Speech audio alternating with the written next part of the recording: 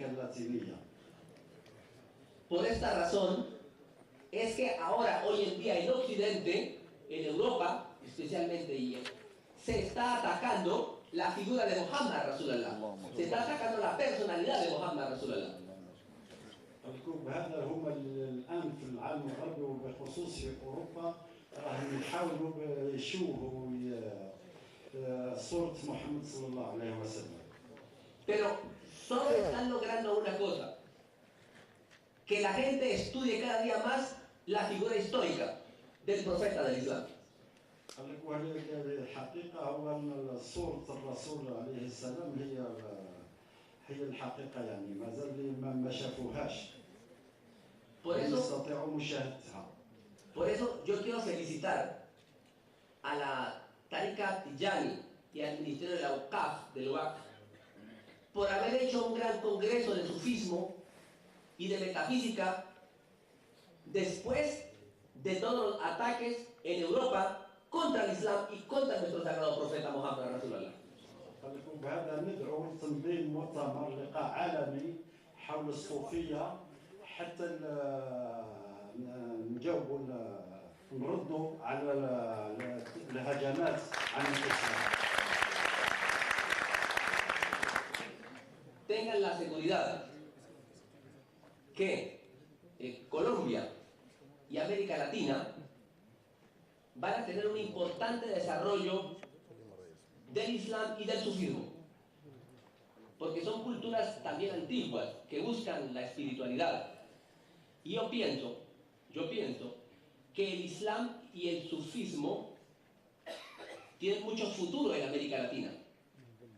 هو على يقين أن الإسلام والمذهب والصوفية هما يعني هما تنميتهم هام بالنسبة لأمريكا اللاتينية، وهما يقوم باستطاعتهم الإجابة على مختلف اهتمامات هذا الشعوب لأنهم يصلحوا لهم في أمريكا اللاتينية.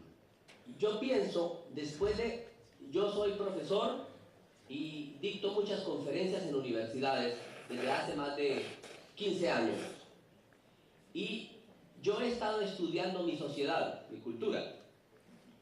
أنا بصفتي أستاذ في الجامعة لقيت محاضرات عديدة في هذا المجال في جامعة Colombia, في جامعة كولومبيا. Y pienso que hay 4 puntos importantes para el Islam en Occidente y en América Latina. 4 temas fundamentales. وأنا أعتقد أن هناك 4 نقاط هامة بالنسبة لأمريكا اللاتينية. Primero, un discurso nuevo de la filosofía profética. خطاب جديد للفلسفة الإسلامية. Segundo, un discurso de la metafísica del sufismo del Islam. خطاب جديد للصوفية وللإسلام. Tercero, un programa sobre la estética y el arte del Islam. خطاب حول الفن الإسلامي. Y cuarto, un proyecto económico y social para los pueblos oprimidos y pueblos pobres de América Latina. تنمية مشروع جديد حول المجتمع والاقتصاد. خطاب اجتماعي واقتصادي. Si podemos pensar en estos 4 proyectos, hay algo muy importante. El último continente que tiene la Iglesia Católica, el último grupo que tiene la Iglesia Católica es América Latina. Hay 500 millones de personas viviendo en América Latina, 500 millones, y la mayoría son católicos. إذا استطعنا يعني تنمية هذه النقاط ال4 في أمريكا اللاتينية، وهي آخر قارة اللي تعتنق المسيحية، قال لك يستطيع بدخول الإسلام. يوجد هناك حوالي 50 مليون نسمة مسلمين. 80 عفوا 500 millones de católicos. 50 مليون. ¿Sí? Y la verdad, la sociedad latinoamericana no está contenta, o hay una crisis de la Iglesia Católica, hay una crisis del cristianismo en América Latina. ولأن هذا ينبع من هناك أزمة في الكنيسة الكاثوليكية في أمريكا اللاتينية، وبهذا في رأيه أن الإسلام يكون بديل للمسيحية. Por eso es muy importante poder presentar un buen programa, un buen proyecto para el Islam en América Latina. قال لك لازم يكون عندنا مشروع للإسلام في أمريكا اللاتينية. Y el sufismo y la mística islámica es importante, es el corazón, la háptica, para el proyecto del Islam latinoamericano. الإسلام والمساجد في أمريكا اللاتينية مهم جدا. Yo quiero finalmente agradecer a la Tariqa Tijani por estar aquí en este lugar, al ministro del UAF, de la UCAP, al doctor Abdellah Golomellah, ¿sí? El ministro de la UCAP, a los organizadores, por haber invitado a América Latina y a Colombia a este congreso. قال لك وحنا راح نوجهوا دعوة للدكتور غلام الله لحضور لقاء حول الأخلاقيات التي تنظمها الكنيسة الكاثوليكية. ¿Sí? Muchas gracias, éxitos en esta vida y en la otra. شكرا ونلتقوا في فرصة أخرى إن شاء الله.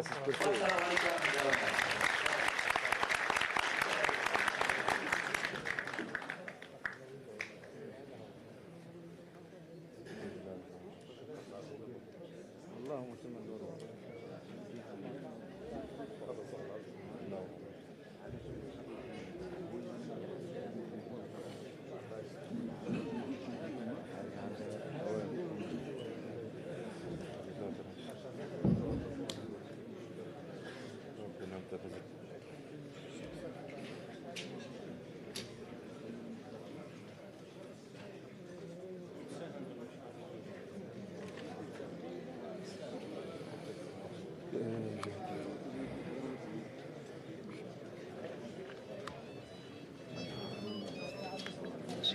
بعد هذه المحاضرة التي ألقيت على مسامعكم الكريمة، وقد لاحظت خلالها أن الإخوة التيجانيين من إيطاليا كانوا يصفقون قبلنا لأنهم يعرفون اللغة التي كان يتكلم بها المتحدث.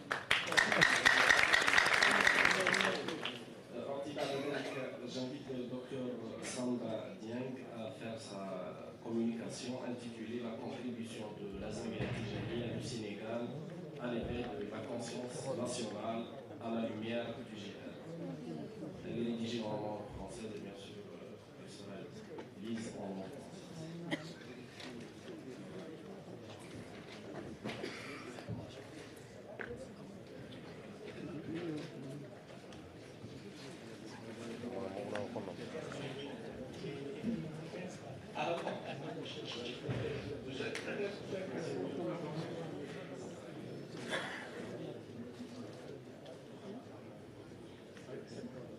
بسم الله الرحمن الرحيم والصلاة والسلام على أشرف المرسلين سيدنا ومولانا محمد بن عبد الله وعلى آله وصحبه أجمعين.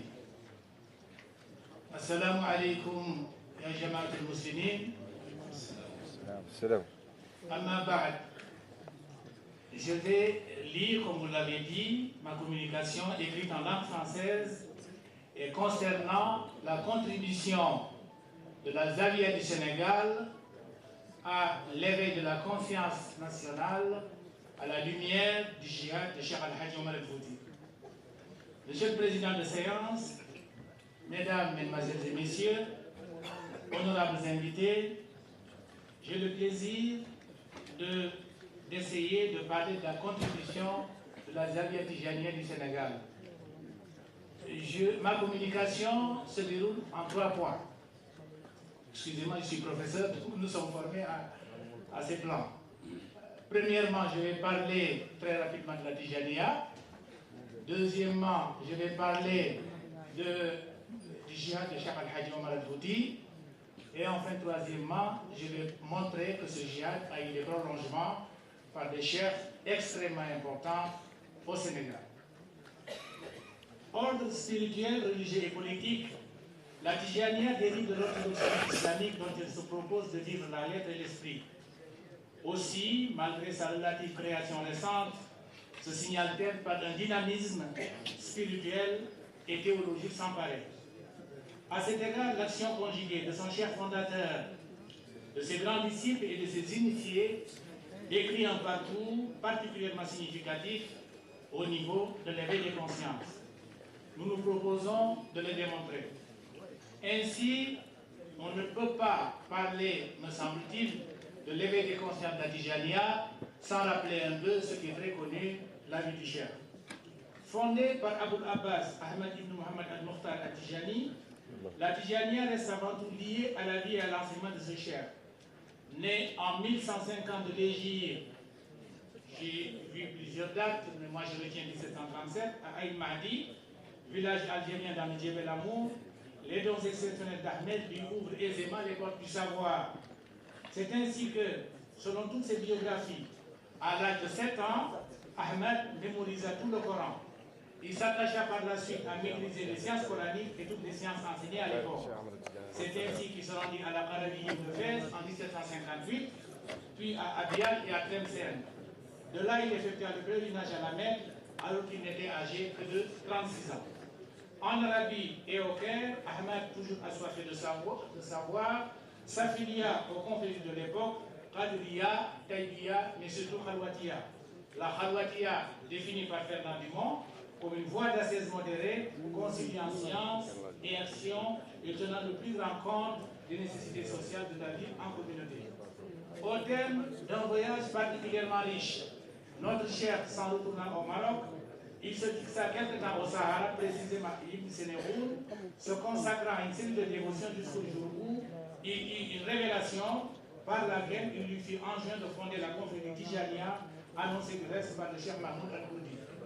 Nos investigations nous ont permis de recueillir de la bouche des descendants des grands disciples les circonstances de la révélation au terme de laquelle Dieu honora le chef du grand titre de grand élu. Qu'il me soit permis de trahir quelques secrets pour dévoiler de l'extérieur certaines données. Citation. Lors de son élection par Dieu, Ahmad dit un éclair où il était écrit Ahmad qui est le grand élu. Cette vision ne l'étonna point. Il entendit par la suite la voix du prophète Mohammed sallallahu alayhi wa sallam qui lui disait: je suis ton professeur, je vais t'apprendre la tariqa qui servira à tous les musulmans.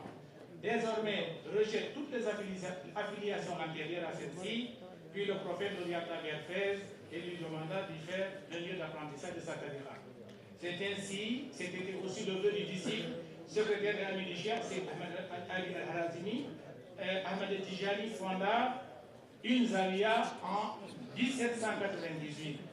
Mais Fès était aussi une ville d'intellectuels, donc de gens prompts à toute vérité. Je rappelle que 1798, c'est l'année où le Cheikh entra à Fès, et 1798, c'est l'année où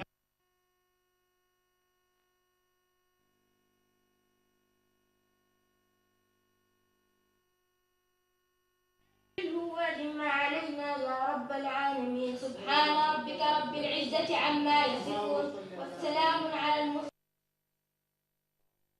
1798, c'est l'année où Napoléon Bonaparte visita les pyramides d'Égypte.